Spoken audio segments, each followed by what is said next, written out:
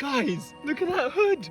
It's a Siamese spitting cobra. And then, oh, he spotted your hand. This ain't no Alba Labrador, guys. Holy crap, just up the road, Kath suddenly started shouting, snake, snake, snake.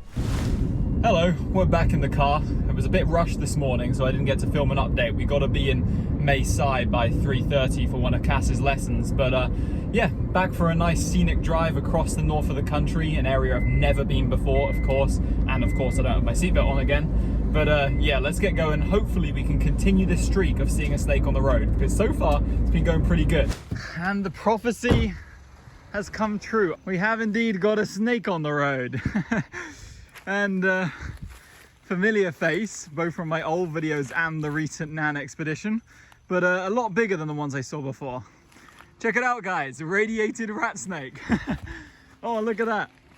Awesome. Yes, keep it at arm's bay, Harry. Keep it looking at your face. Oh, oh. We just had a DOR mock viper on the road. And then, oh, he spotted your hand. There we go. Again, like the one we saw in Nan, quite a dull individual, yeah. Not very colourful. Maybe it's like shedding season, maybe that's just chance, but in some parts of the country, or maybe just some individuals, can be incredible, like bright yellow, orange on the tail with much more yellow stripes. But both the ones, I think even the ones we've seen DOR up here so far have all been this much more dull grey coloration. But you see those stripes around the eye, that's where they get their name. They're radiating from the eye. That's where it gets the name radiated racer, radiated rat snake, whatever you're going to call it. Colognathus radiata. That's where the binomial comes from. But yeah, I'm a big fan of this species. You guys know that. Harry is too. This is one of my favorite, like, common snakes in Thailand. My favorite snake in Thailand is usually whatever's rare and whatever we're targeting at the time. But this will be an all-time favorite of mine. I love their attitude. Put him down on the road. Let's see if we can get some attitude from him. Oh, he wants to fly. He wants to fly. Yeah, there we go. I love this stuff. I love this behavior. All right, well, a nice little encounter to start the day. We've had a very lucky streak of daytime cruising, both in Nan and continuing on here, where we are currently in Chiang Rai province. My first time ever to Chiang Rai, and I'll catch you later. The prophecy has fulfilled itself. We have, what the hell? Guys, look at that hood. This is the third, well, cobra, not true cobra. It's a Siamese spitting cobra juvenile on the road. What the hell is our luck recently? Oh, these guys are kind of tough to pick up by their little tail. Oh, he's hissing. Okay, this road is super busy, and so let's get this guy out of the road. Okay, sorry about that. It was a major panic. There was a car coming and we couldn't find the hook. But check this out, guys. Northern Naja siamensis. I've never seen the northern morph before, and of course this is the first time seeing a juvenile ever appear on the channel. First one properly caught and found myself. We showed that rescue adult jet black one, but the ones here in Chiang Rai in northern Thailand, they become more so just kind of the same color as it is now as a juvenile when they get older. And you can see there, I don't know if you saw in the original, they have a spectacle marking on the back of the neck. The Hua Hin ones can have this too, but they're a lot more gray at this size, and of course they turn that jet black, whereas this one is this very sandy brown coloration, which tends to match the kind of, I mean, look around. These landscapes get very dry most of the year, so they kind of match that. But yeah, just like the juveniles in Hua Hin, the Juvenile Siamensis are incredibly docile. And we got it to hood up a bit when we were shoving a lens in its face, and it may have even spat on the lens, and I think it did, didn't it, Harry? Mm-hmm. Yeah, which is quite unusual for a juvenile, but as you can see right now, just handling it, and it doesn't seem to care at all about hooding up anymore. But super cute snake, and it's been a bit of a lapid party the last few days. This is absolutely crazy.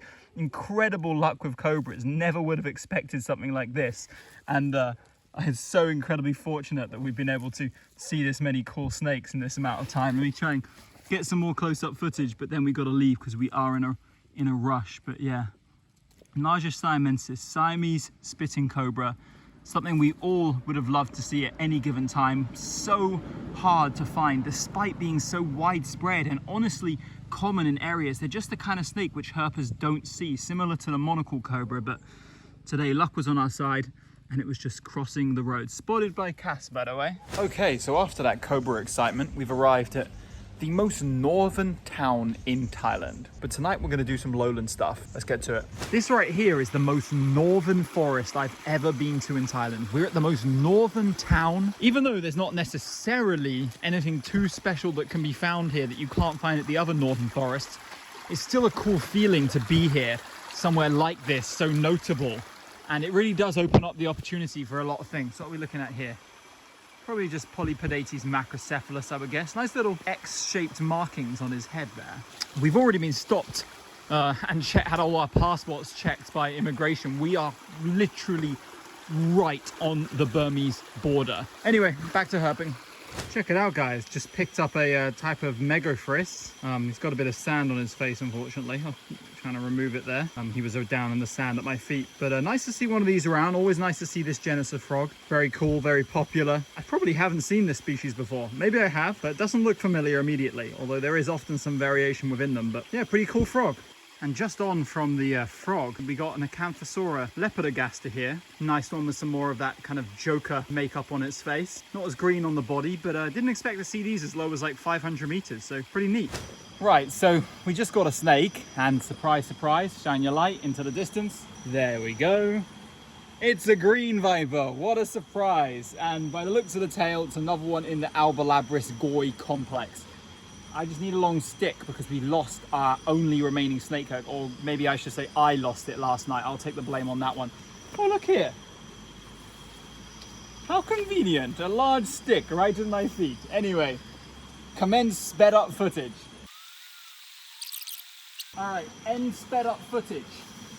This ain't no Albolabris, guys. Hold on, let me turn my light off, Come take a look at the head on this. Can you see from that angle? You see that yellow eye, that big yellow eye? This is in the Trimerosaurus macrops complex. This is a large-eyed pit viper. And I've heard that these occur very, very isolated, small populations in northern Thailand. And finding one here on this limestone hill does make sense. It's incredible how isolated these northern populations are, because you get these in east around Khao Yai, in limestone areas there. You get them around Bangkok city itself, and you get them dotted around certain points in the Thai basin, but suddenly little populations of them appear way up north. And here in the most northern town in Thailand, we just found Trimerosaurus macrops complex, which is actually really, really freaking cool to me.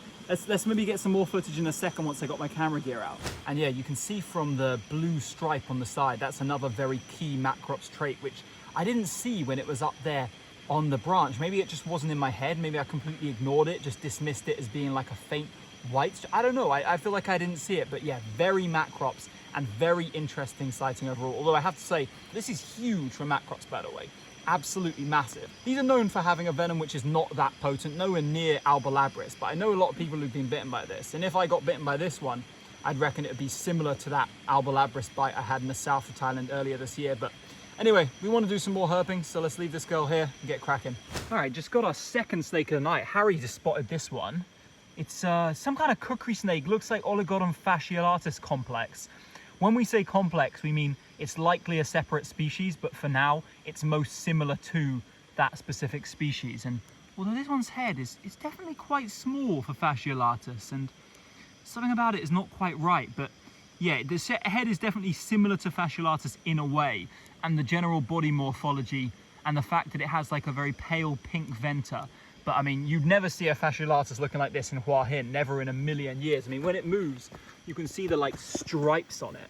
I've always wanted to see one of these like true northern morph fascs, and this is two really cool observations tonight.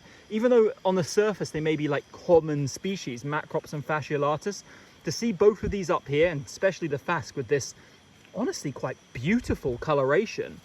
I mean, look at the yellows and the white stripes. There's definitely like a prominent pale dorsal stripe on this one, ventral stripe. No, not ventral, vertebral is the word I'm looking for. Yeah, you see it there. Yeah, very nice start to the night here. Definitely the kind of things I'm hoping for, seeing some things which are unique, interesting, not expected to find. I mean, phasc you expect to find everywhere in northern Thailand, but this one certainly I have to grab a picture of because it's beautiful, probably the most beautiful phasc I've ever seen in terms of coloration. I just love the look of this one, and I've seen pictures of ones like this on like Facebook and stuff, but never in person. It's hard to see, but here now you can see that pale pink ventral. Head markings are very fasciolatus.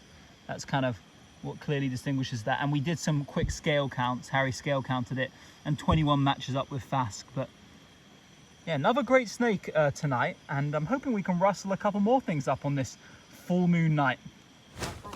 I don't know, maybe. Just got a green viper.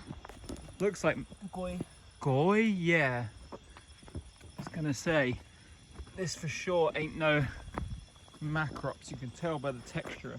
I should have been able to tell when here's my torch on. See, juvenile Goi's pit viper. So third snake of the night, second pit viper, third venomous snake of the day. These have been a feature of all these northern Thailand videos. That's to be expected. These guys are very abundant here in the north, especially as we've just driven up a bit higher in altitude to where we were walking earlier. But yeah, not much needed with this guy. Gonna let him cruise off the road. Holy crap, just up the road, Cass was suddenly started shouting, snake, snake, snake from the car. And it's another elapid. This is a Malayan Krait for sure, northern banded morph. And all of a sudden, two snakes crossing the road, and what a typical full moon night snake to find. There's no more typical full moon night snake than this. Hold on, come here, you. Okay, so I got Harry holding it. Wow, it's just gone spastic the second I say that. But it was way calmer for a second, which is why I decided to film now. But yeah, I haven't filmed a single one of these so far on this trip. We saw two during the Nan expedition, but neither one I actually filmed nor photographed. So I'm probably going to grab my camera out for this one, as this is at the most northern forest in Thailand. And this is a very typical far northern morph Malayan Krait with these very narrow bands. You see, not quite as narrow as the Wang Houting that we were seeing in Tak, but still very narrow nonetheless. You can see, unlike the Wang Houting, these still have that Malayan Krait-esque black markings within the white bands. But yeah, very high band count on these northern ones, and certainly very different to the ones we get around home, but still quite typically Malayan Krait. You can see that Malayan Krait puppy dog slash stuffed animal eyes. Wolf snakes have that too, but wolf snakes have like an enlarged rostral scale, which is like the nasal one, which gives them more of like a squared off head, whereas Kraits have slightly more of a rounded head, as you can see here. They certainly don't have the look of a venomous snake. They look extremely innocuous, very shy, and that suits their behavior because they really are extremely unlikely to bite most of the time. But this is not one you want to take any chances with. This northern Malayan Krait is just as venomous as all the others, and probably is the most deadly snake in Thailand. There is some misinformation banded about. Even I've repeated it in the past, that there's like a 50% chance of death even if you reach hospital with these. That's not true at all. Thailand has a well-stocked anti-venom across the country for this species, which is effective when administered. But of course, it is neurotoxic venom, which can do a lot of damage even if anti-venom is applied. But yeah, great to see this snake again. We're going to get moving, see if we can get one or two more things before we wrap up for another early night. Okay, just got another one of these Macrops vipers, this time a male. You can kind of see the male a lot more slender, a lot smaller.